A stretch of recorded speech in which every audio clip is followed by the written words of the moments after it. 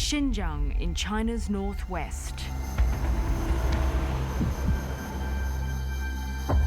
A UN panel says the region resembles a massive internment camp, where more than 1 million Muslim minorities have been rounded up, detained, and forcibly indoctrinated by the Chinese regime.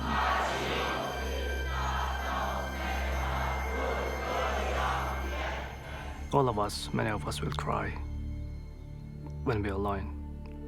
We decided to talk about it, just tell the world, tell everyone what happened, what's happening now. Australian citizens and permanent residents have been targeted and jailed here. Others are still trapped under constant surveillance, their passports seized. Every single people overseas lost someone in their family, and I am the one of the victim. Witness accounts, satellite imagery, and Communist Party documents reveal what appears to be the largest imprisonment of people on the basis of religion since the Holocaust. This is an act of cultural genocide and one of the worst human rights abuses of our time. I'm quite used to uncovering dirty secrets of the Chinese government, but when I realized the magnitude and the impact, the implications of what I found, it was really something else. Tonight on Four Corners, China's mass incarceration of its Muslim population and how it's tearing Australian families apart. We expose the full extent of the Communist Party's campaign of cultural extermination and why Australia can't look away.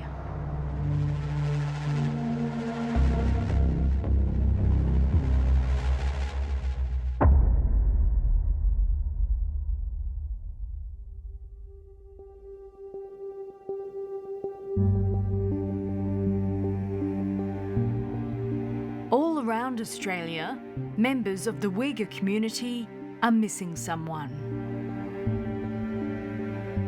Everyone has a family member detained, incarcerated, or trapped in Xinjiang. Many have stayed quiet out of fear for their relatives. But now, in desperation, they are coming forward to tell their story. My older brother, younger brothers and 2 younger sisters, 5 siblings were all taken by the Chinese government. Masked police, heavily armored special force police raided their home and taken them by covering their face and shackling them in front of the kids. They took my father and other brother and they detained them to the internment camps. As a father, as a husband, most important thing is your wife and your kids, and they're not with me.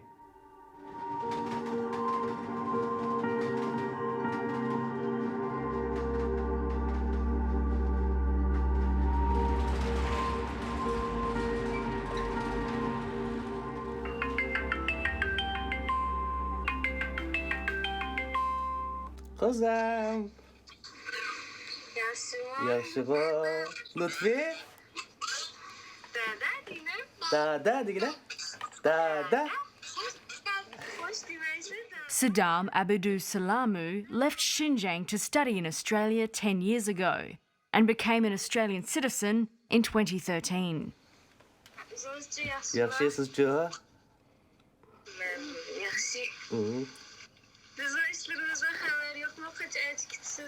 Az kaldı. Together kaldı. He has never met his son, Lutfi, who is almost 2 years old. The toddler is trapped in Xinjiang with Saddam's wife, Nadilla. Evet, kulağım. Zılgama kızım.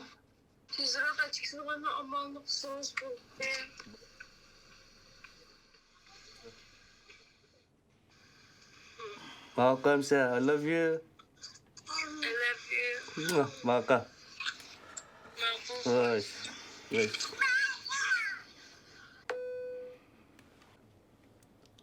All I want is live a normal life like Australia. Stay with my son, stay with my wife. That's all I want. Why does it be so hard to bring my wife and my son here?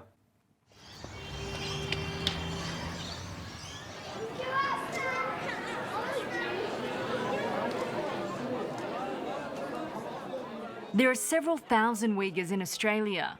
Turkic-speaking Muslims, many came to this country seeking asylum from Communist Party persecution. أشهد أن محمدًا رسول الله. Free to practice their religion here, in Xinjiang, the Chinese government has effectively outlawed Islam. Can't pray, can't fast, need to speak Chinese in the school.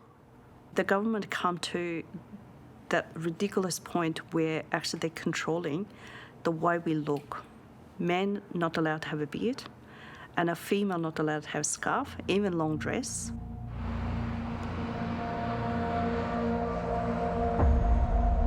The crackdown on Uyghurs followed decades of religious and separatist tensions. And after millions of Han Chinese were resettled in the region. Uyghurs began to feel themselves being dispossessed of their land, dispossessed of their way of life. In July 2009, demonstrations broke out.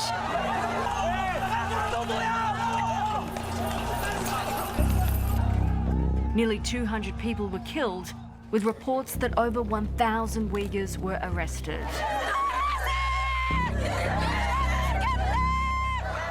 In response, Beijing rolled out what it called the Strike Hard campaign in Uyghur areas.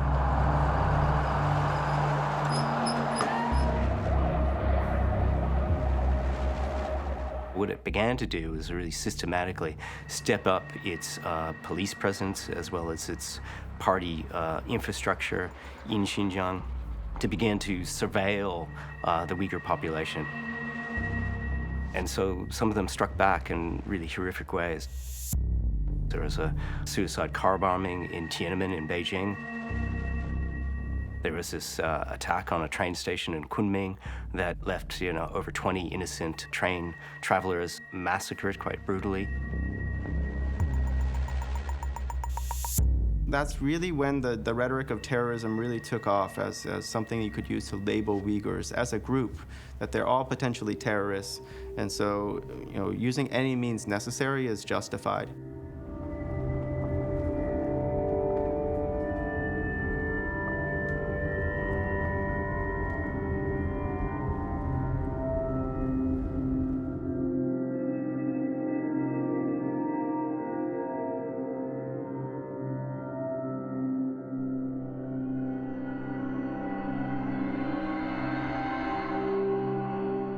In 2016, Saddam went back to Xinjiang to marry his girlfriend, Nadilla.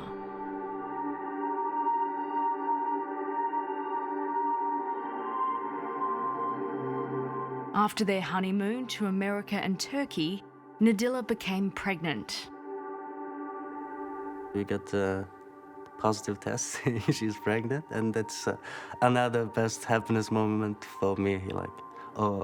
I'm nervous actually, I'm gonna be dead, I'm gonna have a son, I'm gonna have a baby, I was nervous and happy. Saddam came back to Australia in early 2017 for work, while Nadilla waited in Xinjiang for her spouse visa to be approved. When Beijing suddenly launched its brutal new campaign. Suddenly, she called me, our government started taking people's passport.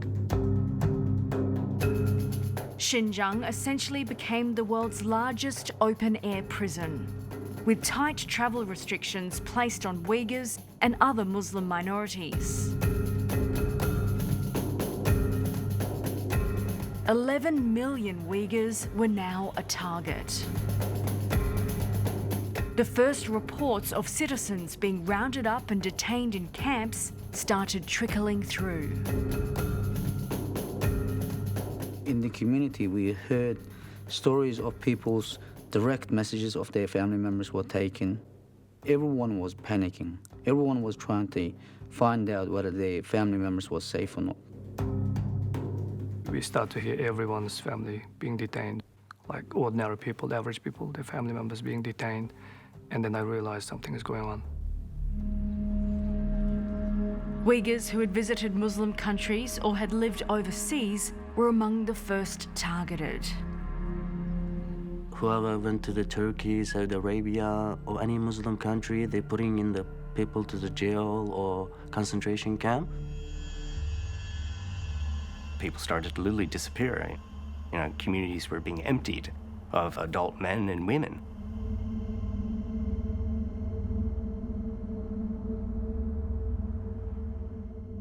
Saddam was prevented from being with Nadilla when she gave birth. The Chinese consulate in Sydney refused to give him a visa. I wasn't there when he born. I imagine how hard for Nadila to having a baby by herself. I wasn't staying next to her, so it was so hard. Not long after Lutfi was born, Saddam received terrible news. Security forces had arrived at Nadilla's family home. I was on the train to the work, and then I get a message from my wife's friends saying, "Oh, your wife's been taken." I just quietly crying in the train, you know, like even the people in train asking me what's happening, and I can't tell them that the Chinese government took her, and I don't know where. Dada, I love you. Dada, I love you. Dada, I love you. After 2 weeks, Saddam heard that his wife had been released. But Nadilla remains trapped in Xinjiang with baby Lutfi, forbidden from travelling and living in fear of rearrest. She's scared. She's always hoping, please let me out from here. He's getting older and older, like every day passing, he doesn't know he's dead.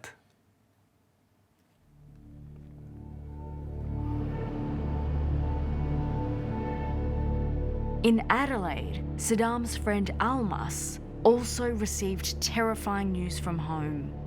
His wife Zainab had been taken. My wife been arrested by Chinese police.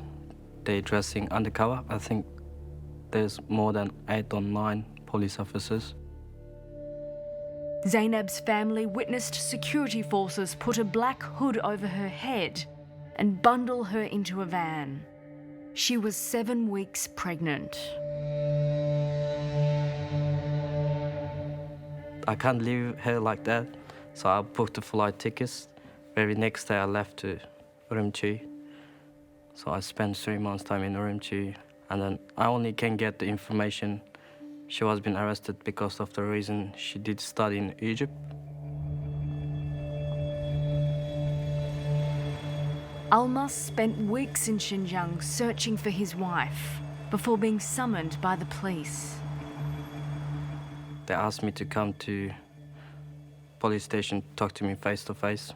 And when I went there, they gave me the piece of paper, say I need to get out of that country in 24 hours. After Almas flew back to Australia, the Chinese security forces came for his 50-year-old mother. She's a high school maths teacher.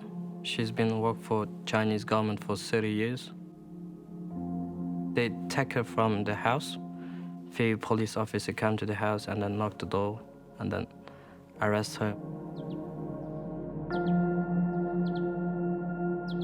In April, Almas received an email from an official from the Department of Foreign Affairs in Canberra.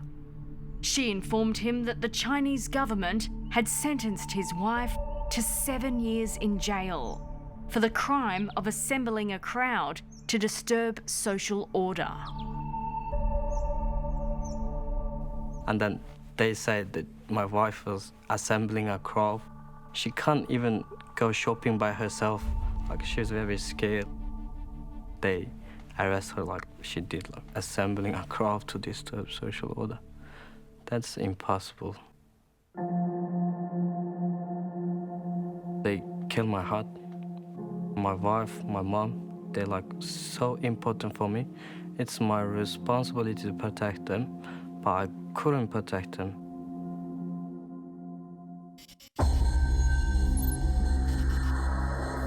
At first, China tried to deny these camps existed. But using satellite imagery, a team of researchers and scholars across the globe have uncovered the evidence. Essentially, you're looking for a large, highly securitized facility where almost every aspect of the movement inside these areas is completely restrained. You're looking for walls surrounding the whole facility with watchtowers on the edges of it, and specifically you're looking for internal fencing, barbed wire, 3-meter-high fencing. The scale of the mass internment program is chilling.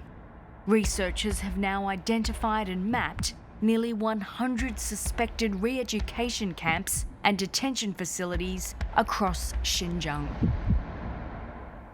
It's basically clear that a huge percentage of the middle age range, especially Uyghurs aged between 18 and 45 years, a very large percentage of them are in some form of internment or prison. Using regime documents that academics tracked down online, the full detail of what China is doing to its Muslim citizens is being revealed. For example, budget reports, government reports, work reports, then also procurement bids, construction bids that were also very detailed, that said we need a re-education camp built in this area and it needs to be this big and needs to have surrounding walls, barbed wire, towers, surveillance equipment, cameras, and so on and so forth. They were buying police batons, tasers, different instruments that could be used in torture, like cattle prods, stun guns, pepper spray, all these sort of things that you would find in a prison setting. This footage, filmed secretly by human rights activists, shows the inside of these camps. Cells fitted with double iron doors, keypad locks and cameras, walls covered with slogans praising Chinese President Xi Jinping. And in the classrooms, teachers separated from students by railings and wire.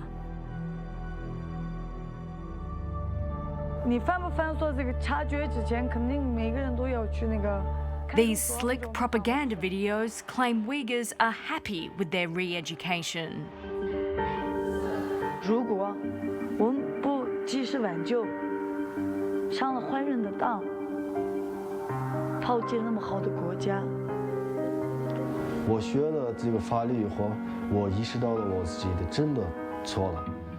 The Chinese government describes its new campaign as breaking the roots of extremists. And so what they're doing when they say they want to break the roots, break the lineage, is they want to eliminate the basic institutions, the basic elements of Uyghur culture, Uyghur society. They're trying to transform the entire society.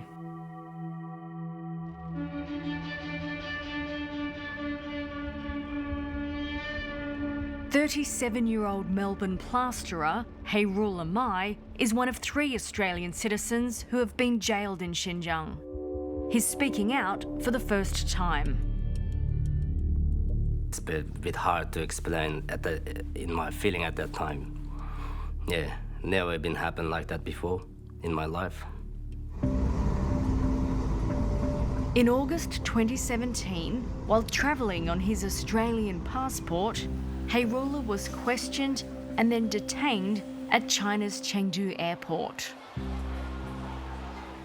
When I go to the detention center in Chengdu, they put chain on my ankle, put on the handcuff on my hand. So I just a bit shocked because I don't know what's the reason why they should to do this to me. Hayrullah wasn't allowed to call the Australian embassy or his family.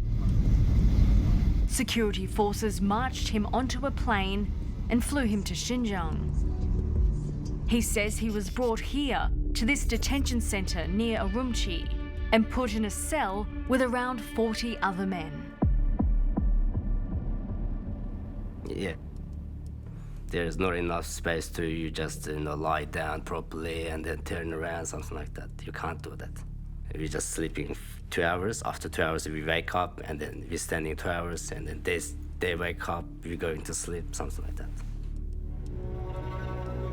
Classified as a potential terrorist, each day the Australian citizen was forced to undergo 6 hours of indoctrination, praising the Chinese Communist Party and President Xi Jinping.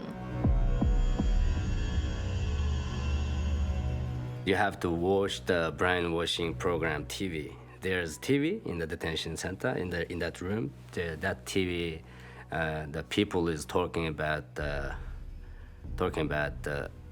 Communist Party's rules, and then the Xi Jinping is good, something like that. After 2 weeks, Hayrullah says he received a visit from an Australian official who introduced himself as Mark from the Beijing embassy. He trying to ask the officials, Chinese officials, this guy asking me, why you guys put him to the detention center and then lock him up about 2 weeks, more than 2 weeks. What's the reason? And then the Chinese official says, still not time to answer to this question. A week later, Hayrullah was released to be with his wife and his stepson. But authorities ordered him to leave Xinjiang and banned him from visiting for 5 years. Hayrullah's wife was blocked from leaving with him. She just keeps saying, don't leave me alone, don't leave me alone, take me with you. I can't live without you. That feeling is, break me heart. I just left. Even I can't turn around and see her again, because from the far away, near the gate, I can see her just crying.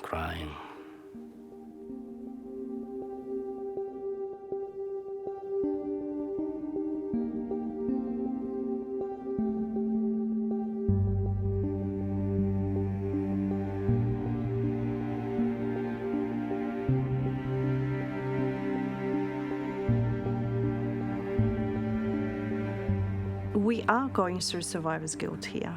And because we're living in a free country and a safe and sound, yet we're living this emotional prison. We are walking, but walking dead, almost. And that's how I can describe from our community's experience. And we feel shame, we feel guilt, and because we can't do anything about to help them. And we're doing what we can, but this is not good enough help to help them. Adam Turan's 80-year-old father was among those rounded up and put in the camps. He's been loyal to the Chinese government all his life. He's just average, ordinary Turkic-speaking Uyghurs.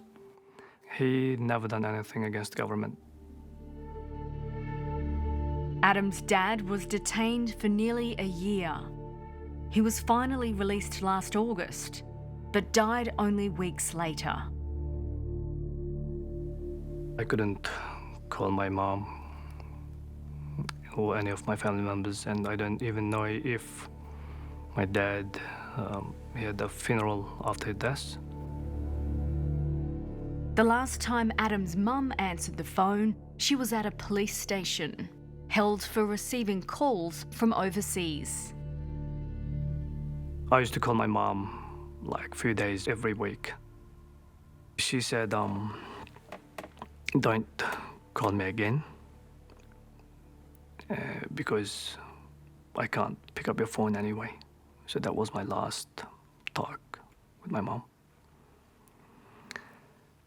And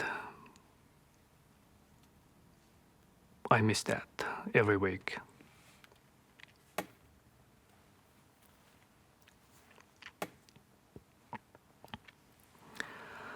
I try not to talk about it at home, but in breakfast table, my kids ask sometimes like, do you have parents?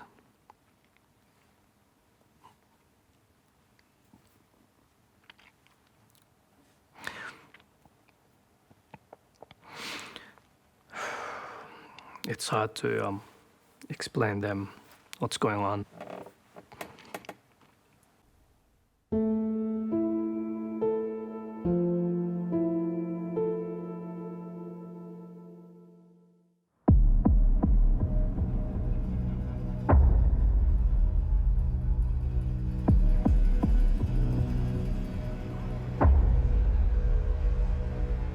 Even those not detained in camps are subjected to an extraordinary program of control. Xinjiang has essentially become a huge lab to trial the latest surveillance technology using artificial intelligence. Every 200 meters, there's checkpoints. They check your IDs. They will check your smartphone. They just put your phone and then they scan everything. And if there's like WhatsApp, Facebook, Twitter, anything like religious scholar, like speech, like praying app, like that kind of apps in your phone, you're in trouble. Every Uyghur over 12 years old is forced to surrender their biometric data, including voice, blood, DNA samples, and iris scans. They had to speak into a device in order to get a unique voice signature for each person. And then they did a 3D face scan, which meant that you had to have your face scanned from all directions, making different expressions on your face so that they would get a clear reading of all of your emotions. This corporate video shows off the latest advanced facial recognition technology being used in Chinese cities. The Communist Party is now using this to track Uyghurs, not just in Xinjiang, but across the country. That's something that they're quite proud of, that they can detect racial difference or ethnic difference simply, based on that appearance. Four Corners can reveal that a researcher at an Australian university has been involved in developing methods to better identify ethnic minorities in China using AI. Curtin University Associate Professor Liu Wanchan has been working on Chinese government-funded research that examines the faces of Uyghurs and how their features could be better picked up in facial scanning. It's racial profiling. That's essentially what this technology is being used for, to distinguish Uyghur from Han. The university says the associate professor was solely focused on the provision of technical advice to the Chinese research team, and that Curtin unequivocally condemns the use of AI for any form of ethnic profiling that would negatively impact or persecute any person or group. However, Curtin has told Four Corners it is now reviewing its research approval procedures. They'll say, well, this is my area of expertise. Wow, I can use this stuff to identify a Uyghur as opposed to a Han. What the party state does about it is not my responsibility. Well, I think that's shameful and shocking. I don't think Australian researchers should be involved in that, and it violates human ethics, without a doubt. The Chinese police also use an app to track the purchases, phone data, and travel routines of Uyghurs. Human Rights Watch revealed that the app was developed by CETC, a Chinese state-owned military tech company.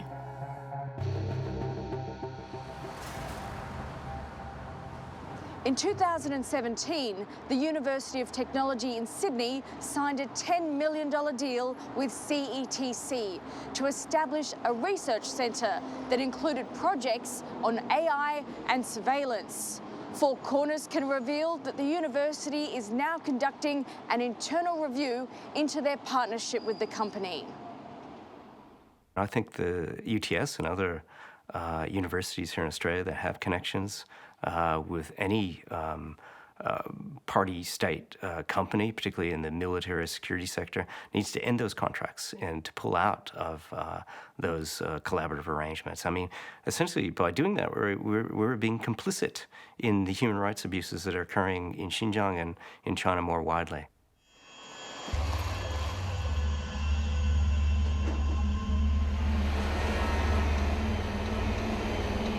Uyghur culture is being systematically erased.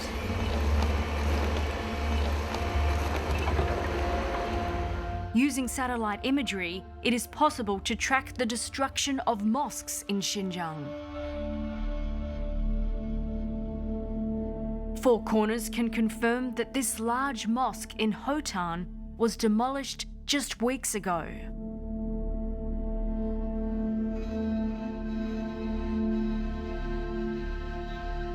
Large areas of traditional Uyghur housing have also been wiped out.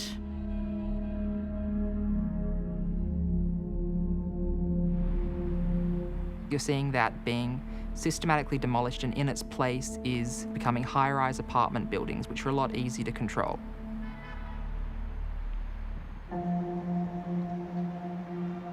There are grave fears for the children of the 1 million Uyghurs believed to be held in camps.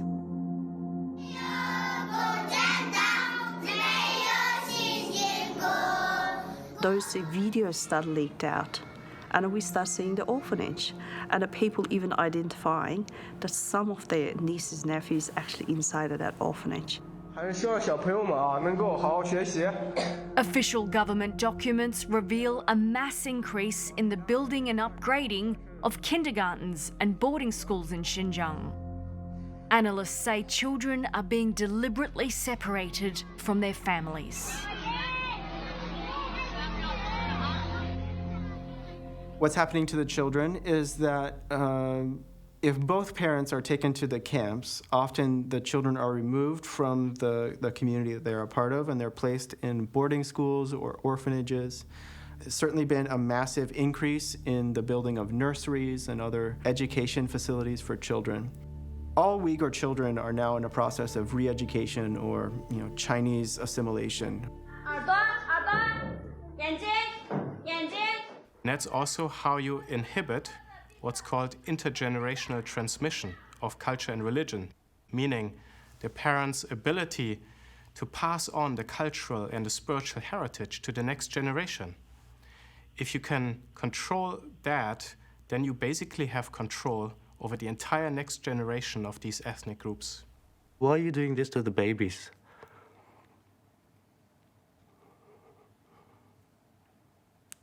That's the thing that scares me all the time. What's gonna happen if I can't see my son again? And that's the thing scaring my wife as well. Meanwhile, inside the camps, parents are being put to work. Mounting evidence suggests a system of forced labour is emerging in Xinjiang. Last October, Chinese state television broadcast these detainees dutifully sewing at a camp in Hotan. I'm quite used to uncovering dirty secrets of the Chinese government, but when I realized the magnitude and the impact, the implications of what I found, it was really something else. Adrian Zenz has been combing through official government documents and state media reports. He's found shocking new evidence of what's happening behind camp walls.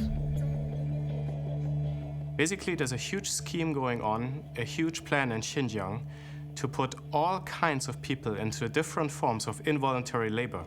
They're being moved around a bit like figures on a chessboard, and they're put into places where the government can control them, this kind of cooperation is not voluntary. It's being enforced. 到了交配中心以后， Government propaganda reveals aspects of the new scheme. Here, a young Uyghur woman espouses the positives of her new job.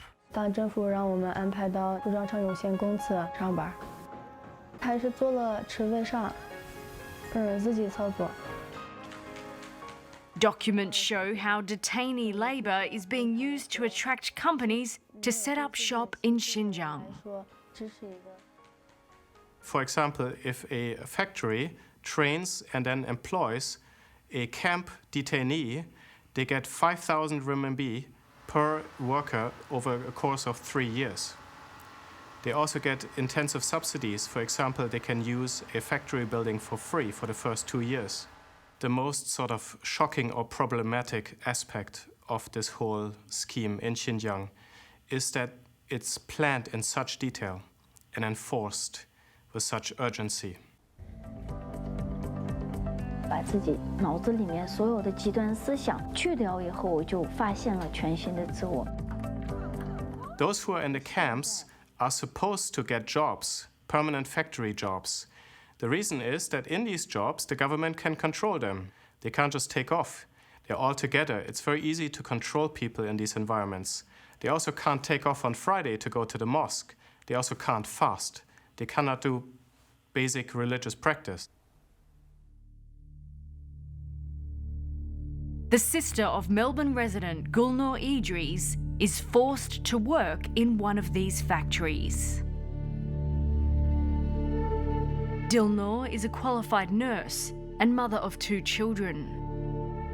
In 2017, she and her husband were both arrested and sent to the camps.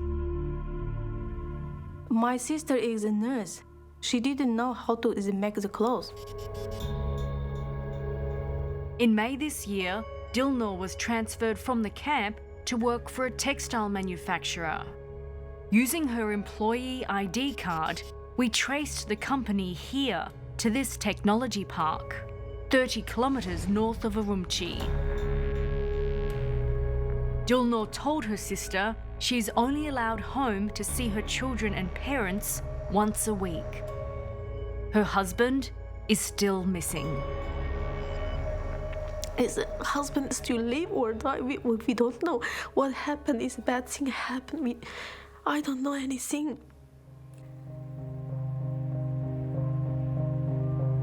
In June, after several months of no news, Gulnur received a disturbing video call. It was Dilnur. Terrified of being monitored, she scribbled out a series of notes, begging her sister in Melbourne to take the dangerous step of speaking out. She said, "Eğer men çıkalmay kalsam, mening davarımni kıl. Ornumda tik dur. Herkes boşap kalma" degan xatni manga yezib kaynidan yezib chiqarib berdi. Men shuni ko'rdim. The notes described what she wanted Gulnur to tell the world. 660 people are brought in shackled and handcuffed, and it's big. They have no choice. If they say something, they will end up in jail. Şu kırım şu yerden kırıvatıdı, bir günahını işirtivatıdı. Pul bermey duruq, tamığım yaxşı emas. Ricaetim kıyım kısta qıvatıdı. Gulnur says her sister kept motioning that she wanted to end her life. Ko'rinishda shunchalik bir besaramchilik, shunchalik bir xil yaxshi emas kayfiyatda. Mening degan gapim oqamda oqmamda uni bilmayman-da albatta.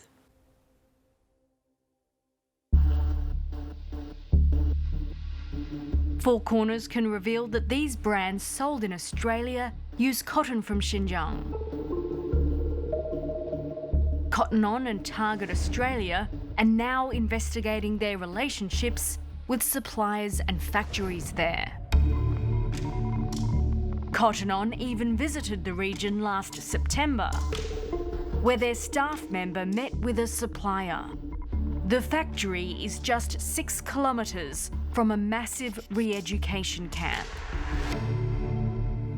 Western companies stand an increasing risk of having products made by forced or at least highly involuntary labor somewhere in the supply chains. It's going to become inevitable as this scheme is unfolding and getting bigger and bigger.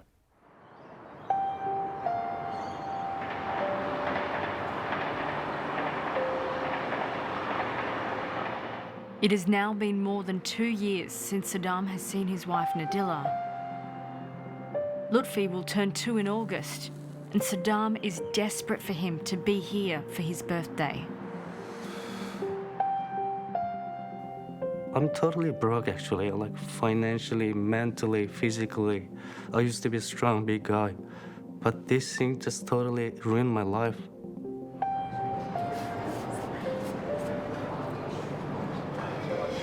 Look at that. So cute. He looks like both of you, you know? He looks like me. Yeah. After 8 months of trying to secure Australian citizenship for his baby, Saddam and his lawyer are finally picking up Lutfi's passport. There we go. Finally, he's Australian citizen with an Australian passport. He does.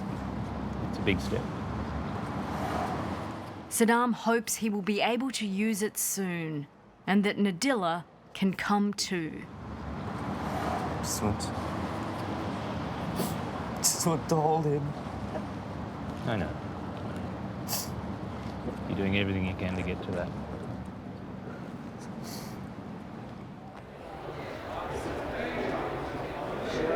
The Chinese ambassador made a rare public appearance 3 weeks ago at the Australia-China Business Council Networking Day at Parliament House. For many reasons that underlie China's magnificent achievements.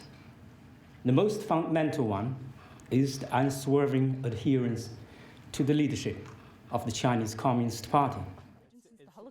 We tried to get answers from the ambassador about what they're doing to the Uyghurs. Why is the Communist Party doing this? No, it's a training and education center to help people who have affected by radical ideology to better integrate into the society. What's wrong with them? Why do they need reintegration? Well, this is to have to find the jobs, to have to make a better living. They have jobs. Was it just because they're Muslim? No, no, no.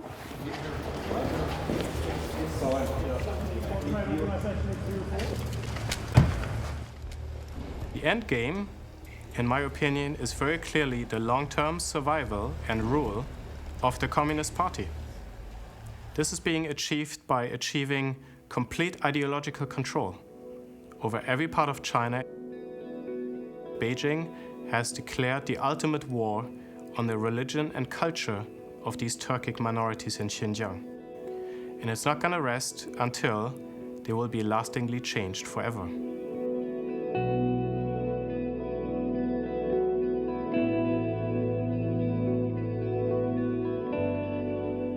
I think that's why they're doing it, to systematically assimilate us into Chinese society. I think they want us to eat like Chinese, or walk like Chinese, or live like Chinese, or die like Chinese. If you look at the legal definition of genocide, it has to be systematic, it has to be intentional. This is an act of cultural genocide and one of the worst human rights abuses of our time. So I'm asking government to help me to ask the Chinese government to release my mom, my wife, and bring them to me. Every day, every single hour. I can't even sleep on the night time. That's my life now. There's no any happiness.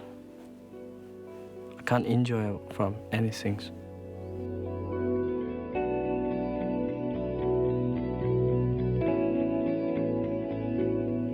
Maybe they're gonna take her again just because of I'm speaking out.